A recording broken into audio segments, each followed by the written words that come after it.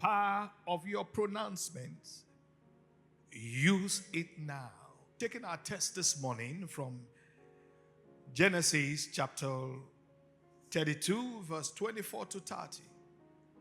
Genesis 32, 24 to 30. One of those most common expressions of positive pronouncement is the pronouncement of a blessing. How far you have gone so far in life, a lot of it has to do with blessings that have been pronounced upon your life, upon your parents, upon certain things or platforms you are connected with. What is a blessing?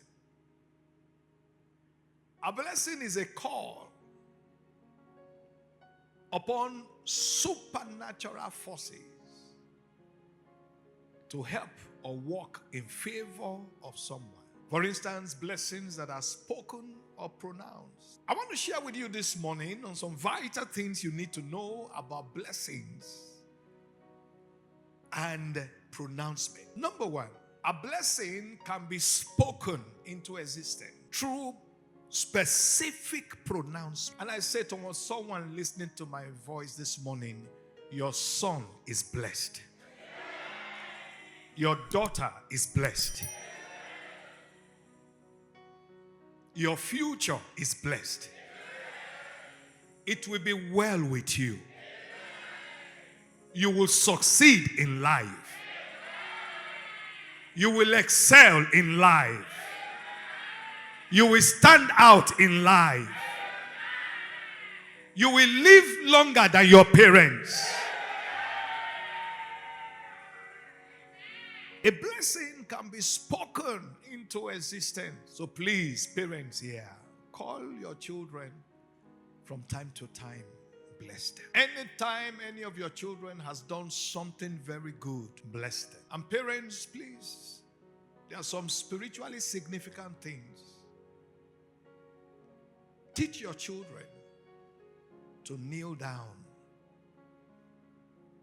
when they are being prayed for. As it's not absolutely compulsory all the time, but as much as possible, let that be the preferred posture to receive a special prayer or blessing. You never can tell what will happen in the days ahead. Bless your children while you are alive. One of the things you should take note, one of the things that makes a blessing powerful, one of the things that will make a blessing, a pronouncement come to pass, is when there is a justification. When there is a justification. So when someone does something very good, very good, very good, make a pronouncement.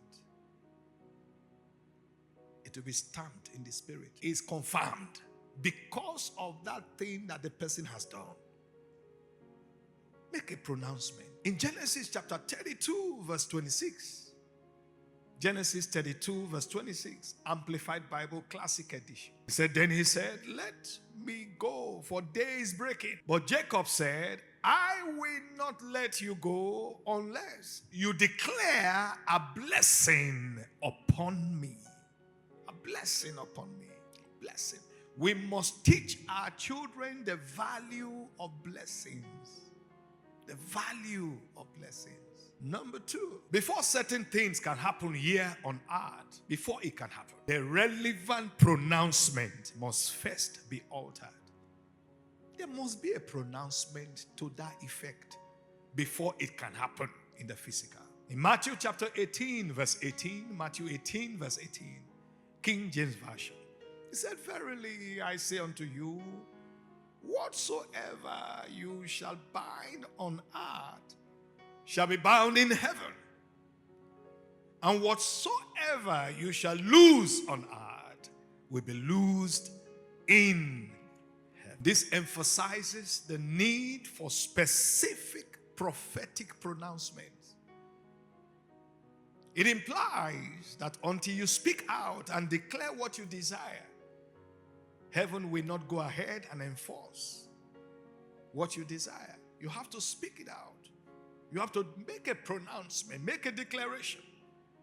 You have to first of all speak it out and declare it.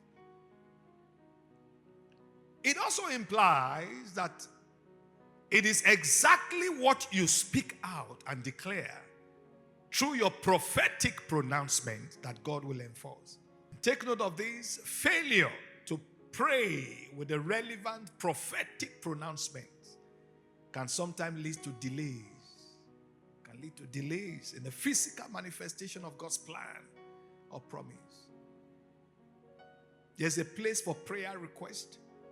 There's a place also for prophetic declarations, prophetic pronouncements.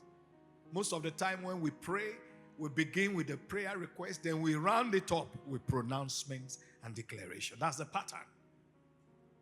Number 3, there are specific blessings that cannot be duplicated. There are specific blessings that cannot be duplicated. I pray that as you move forward in your journey in life, nobody will steal your blessing. There are some blessings that are meant for just one person at a time. The same blessing cannot be pronounced on more than one person.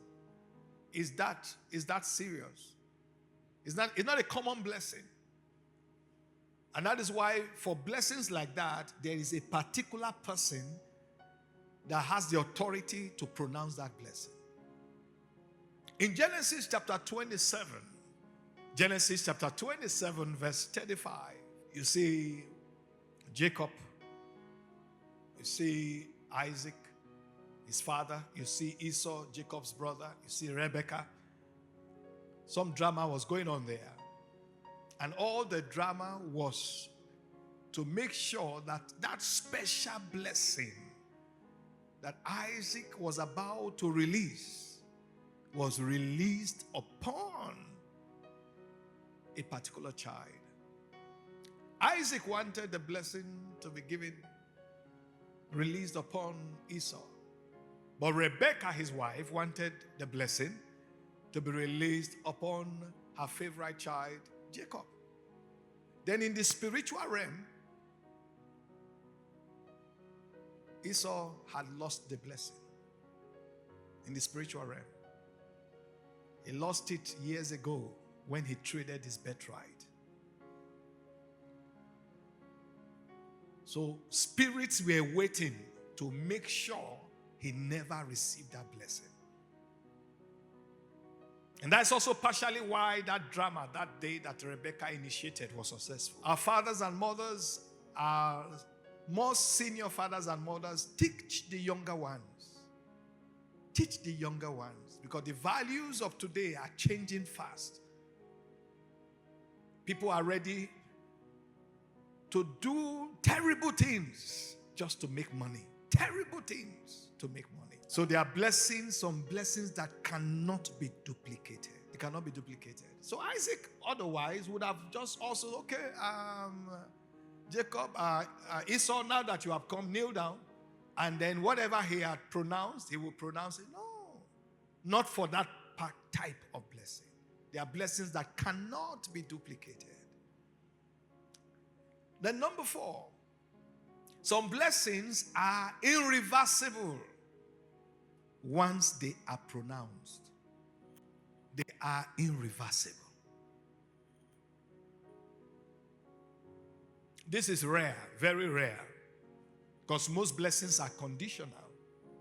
Most blessings are conditional. But there are some that are irreversible. There are some gifts of God that are irreversible. So once such blessings are pronounced, you cannot withdraw it. You cannot cancel it from the life of that person. Because once the blessing is pronounced and is approved, endorsed by God in the spirit realm, the blessing cannot later be taken back from the beneficiary. In Genesis chapter 27, verse 33, Genesis 27:33, the Living Bible, it says, "Then who is it who was just here with venison? And I have already eaten it, and blessed him with irrevocable blessing." Is there? the Living Bible version. Irrevocable blessing. I have blessed him with irrevocable blessing. It cannot be taken back from him. It cannot be taken back from him. Numbers chapter 22 verse 23 verse 20. 23 verse 20. Good News Translation. This was Prophet Balaam speaking there. He said, I have been instructed to bless. And when God blesses, I cannot call it back.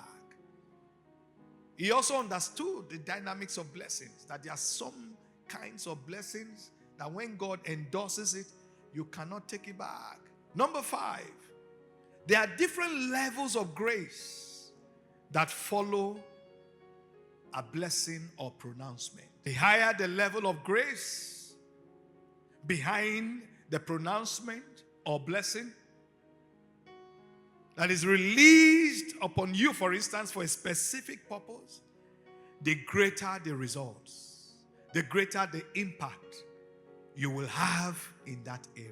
In Leviticus chapter 25, the Lord was teaching them that his people Israel, that he will want them to have a special year, a year of rest, a year of jubilee. So he said for 6 years they would work, but on the 7th year he would want them to take a year-long break. He said, but I know you already begin to wonder that if we don't do anything that year, how will we cope? What will we eat? He said, this is what I will simply do. Every year I send you a blessing. Because I don't want you to walk on the 7th year, in the 6th year, I will release upon you a special blessing. And that special blessing is going to result in a bumper harvest. In fact, that bumper harvest will be enough for 3 years. Even though you just need it for the extra year ahead of you. So there are different levels of grace that follow a pronouncement, that follow a blessing. Number 6. A blessing or pronouncement released from a person with higher spiritual authority. A blessing or pronouncement released from a person with higher spiritual authority or power can override and stop an existing curse. Can override a curse, it can nullify a curse, can break a curse, can cancel a curse, can override and stop an existing curse from having any further effect. And right now, God is going to effect it in the lives of certain people listening to this message. Any one of you that is laboring right now under the influence of negative pronouncement, by the mercy of God, that yoke is broken. You see an example in 2 Kings chapter 2, verse 18 to 22. The moment they just recognized that the double portion of the anointing upon Elijah had come upon Elisha, immediately, wise men in Jericho, they quickly came together and approached him.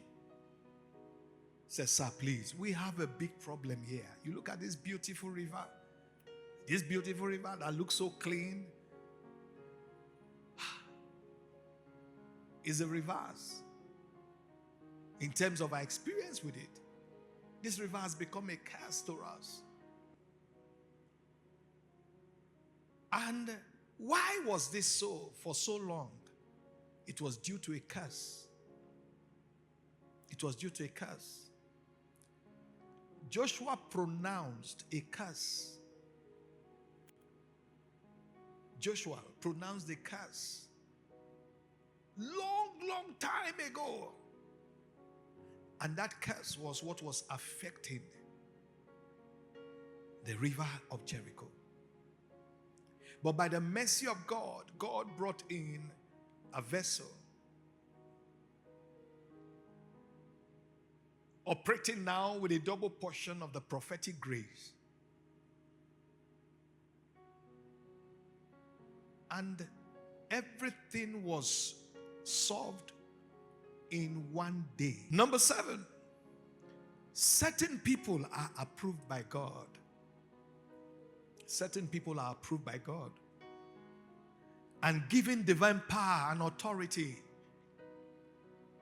to pronounce blessings upon specific people with guarantee of divine enforcement. So when such persons make those pronouncements, because they have divine authority to do so, divine approval to do so, God will always ensure what they have said, what they have pronounced is enforced. It comes to pass. So who are those that can pronounce blessings? 1, God. Genesis 1:22, Genesis 9 verse 1, Genesis 32:29. Who are those that can pronounce blessings? 2, parents. Parents. Your father, your mother. And if someone by providence now emerges and plays that role of a father in your life, then of course God will also honor their blessings over you. Genesis 24:59-60, Genesis 27 verse 29, Genesis 31 verse 55. Who are those that can pronounce blessings, that God has approved to pronounce blessings? Number 3, ministers of God. Ministers of God, your pastors, your spiritual father. And spiritual fathers, they carry a lot of priority, importance in God's presence, because people will come and go. People will come and go.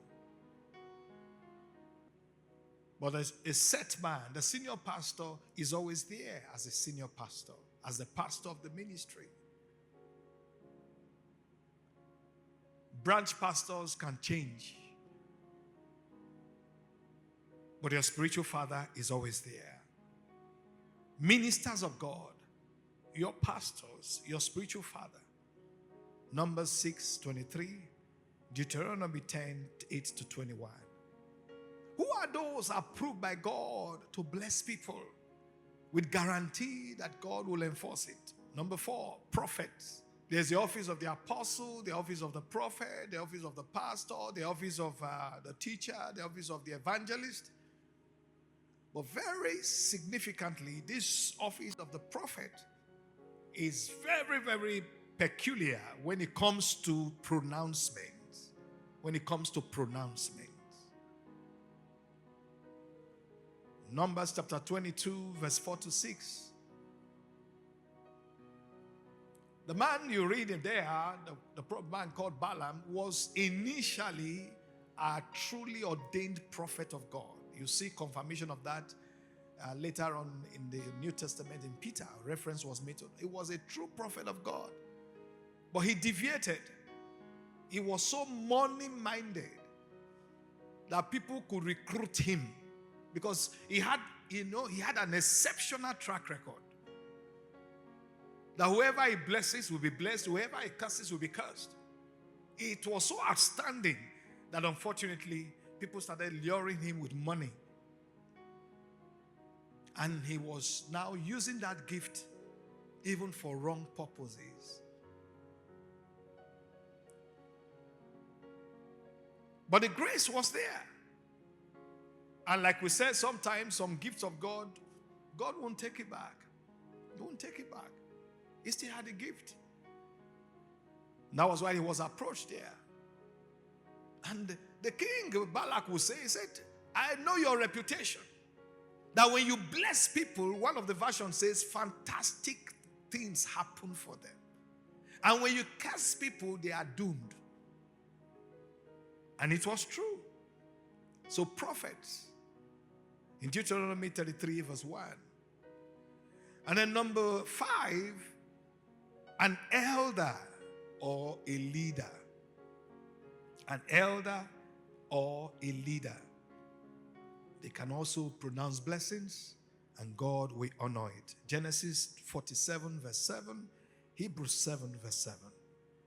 And then number 6, someone can also pronounce a blessing by divine inspiration.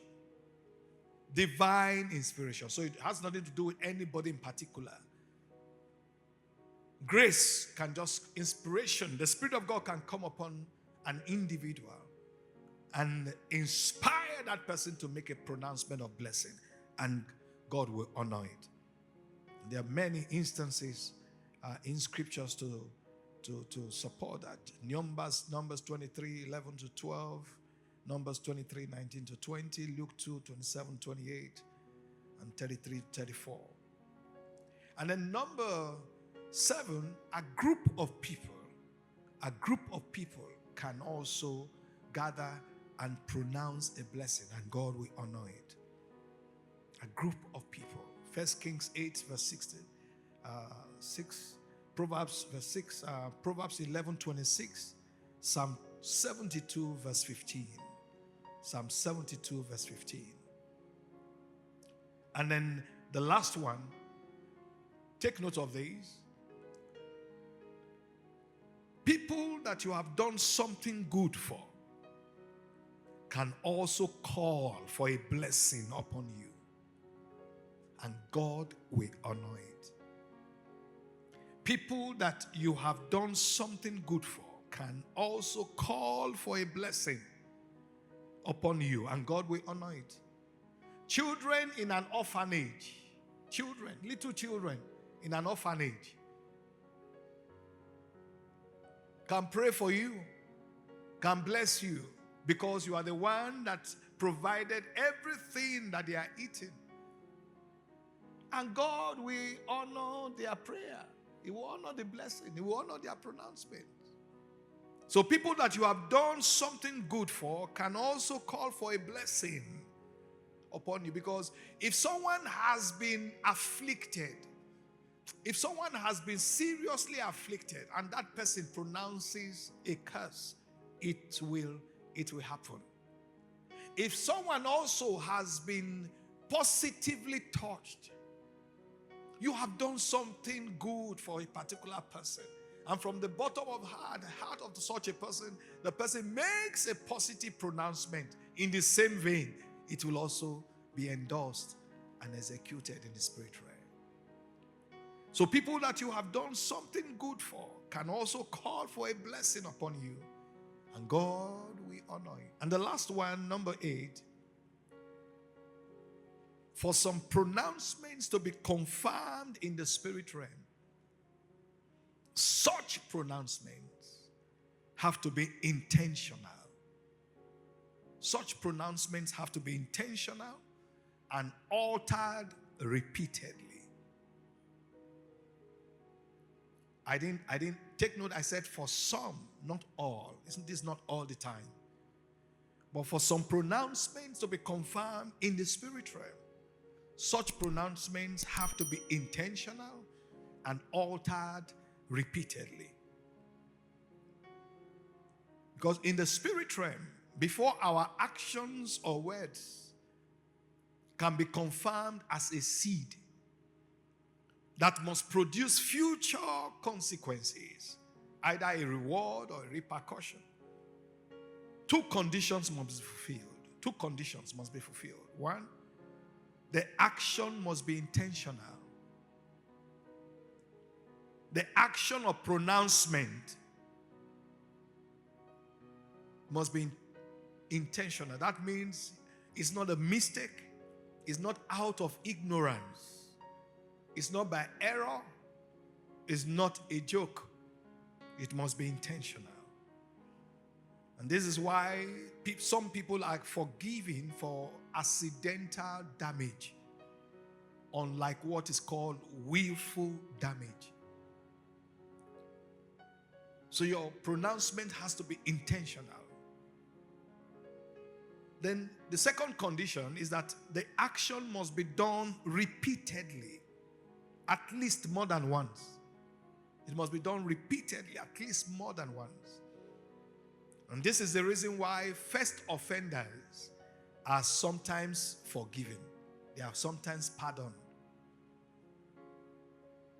But when you do it repeatedly, then of course it implies that you know what you are doing and you are intentionally doing it over and over. And I gave an example even with some of your electrical appliances, that when you click on delete, for instance, it will usually ask the question, do you want to delete? And then sometimes you may even need to, the question may pop up a third time, just to be sure that that instruction you are clicking on really needs to be executed. And by the third or second time you confirm it, then your instruction is executed. In Matthew 26, 39 to 46, at the Garden of Gethsemane, Jesus, on that desperate day of prayer, prayed and uttered exactly the same words 3 times. 3 times. 3 times. Before he stopped praying and left the garden. He went with Peter, James, and John. Then he excused himself from the 3 of them, went to some corner there, and he prayed, uttering certain words in his prayer request. Then he went back and checked on Peter and James and John. Then he went back a second time. The Bible says, and he prayed a second time, uttering the same words. That means the same prayer request. The same things he said the first time. He repeated them. Exactly the same thing. Then he went back again and checked on Peter and co. And then when he went back the 3rd time, the Bible confirmed again that he uttered the same words again. It's following this law. It's following this law. So that's why I say sometimes when you pray, you don't just take the prayer point once. You are given a little more time to emphasize and re-emphasize the things you have earlier said in that prayer point. It's a spiritual law. And when that happens, it's then confirmed in the spirit realm. You have to show you are intentional. It's intentional. And you have to do it repeatedly. And take note of this. This is quite tricky. You can do something repeatedly, yet it's not intentional. If you have someone working with you, you manage events, and you have people who help you clear tables, you'll notice that sometimes they would mistakenly break glasses. And this will happen from time to time. It will happen from time to time. Even the best hands you have. So even though someone may be guilty of that thing many times, it's still not intentional. But when these 2 factors align, it's intentional and it's done repeatedly, then it's confirmed in the spirit realm. And there must be a future consequence. Positively, it will lead to a reward. Negatively, it could bring repercussion.